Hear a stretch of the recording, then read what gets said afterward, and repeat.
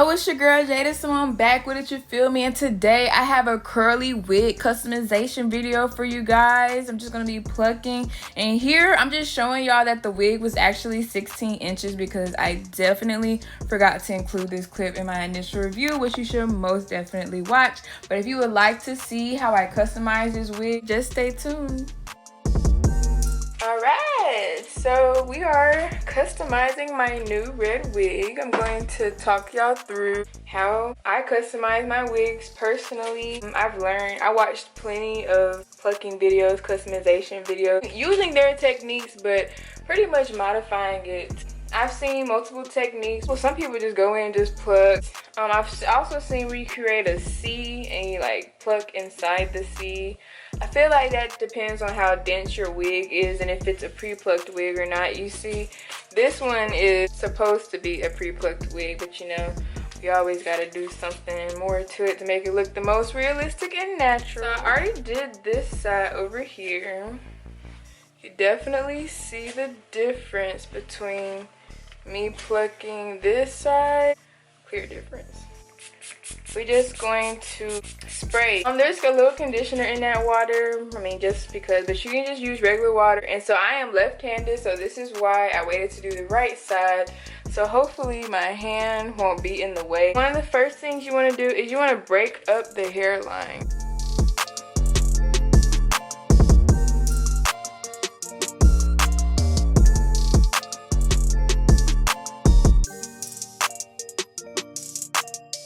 So we plucked the front a little bit, so we're gonna take a kind of a wide tooth comb and just part that front part.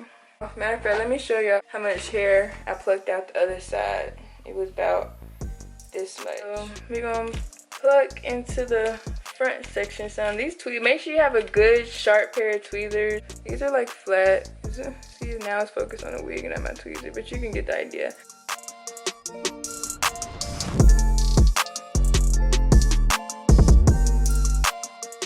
So we plucked the front already, and we plucked the back side of the front. So now we're about to go into this section that's in the hair.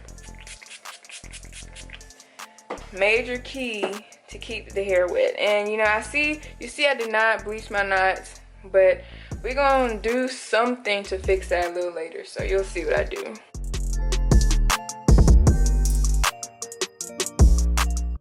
Be careful, you don't want to pluck a hole in your lace, so try to be careful and only like grab the hair and not grab the lace. I'd say it's safe to go over a section 2 to 3 times. On the 3rd time, you need to be checking to make sure you're not over plucking the hair, because remember, you're going to pluck the back side of that section as well. But you don't want to over pluck, you don't want no bald spots. So we're going to stop right there.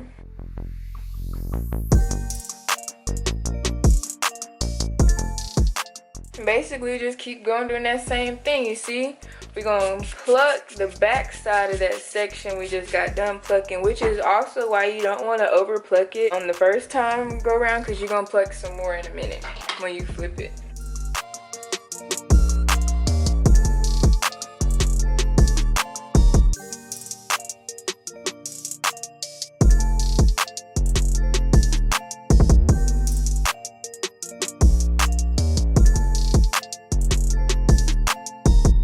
Another thing you want to, you're gonna have to pretty much pluck. You can still pluck back that way when you pluck the front. It's always best to try and pluck backwards, but when you pluck the front, you got, depending on how like flicked or not you are, that's what's going to determine how easily you're able to do that.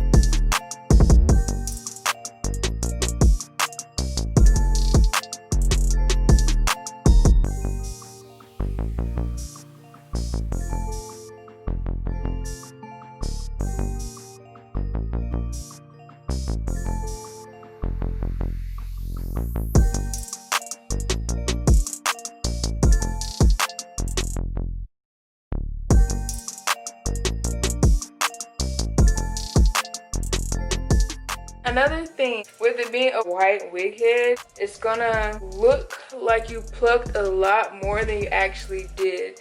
And chances are, if it's on the wig cap and it looks this sparse, you probably did a good job. But if it does, then you probably need to pluck more, because even when, and then it also depends on the density of the wig, because it's gonna look more sparse on the wig head than it actually looks on your head. So if it looks thicker than this, you probably need to pluck some more. You'll see though when you put it on your head. So we're in the middle now. You don't have to pluck as much as the sides. Break up this hairline.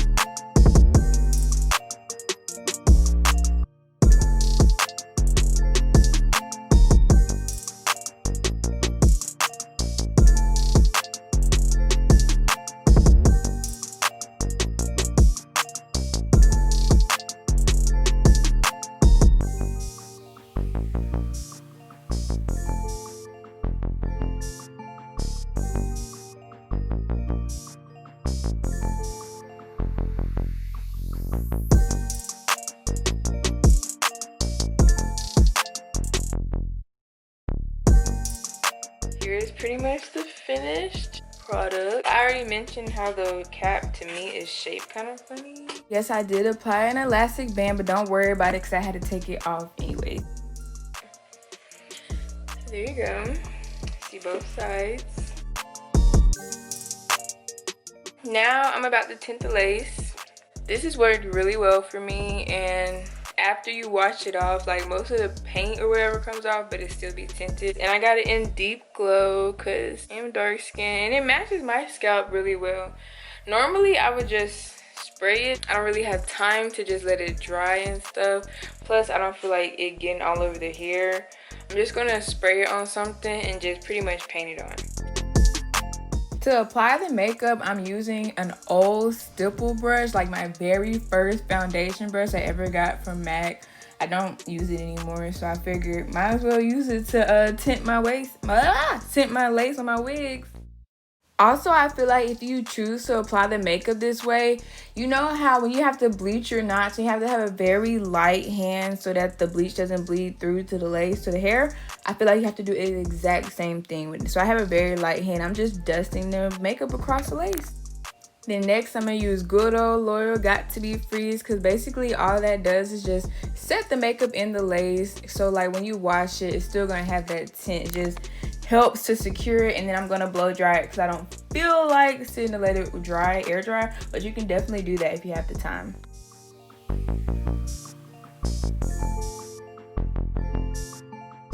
And so you can see the makeup in the hair. I'm just going to take a makeup wipe. You can also use witch hazel and you can just get the excess makeup off the hair. Well, we're wrapping things up. This is the end of the video for the most part. I hope it was very helpful to you. There will be more to come, so don't worry. Make sure you like, comment, subscribe, and stay tuned for more.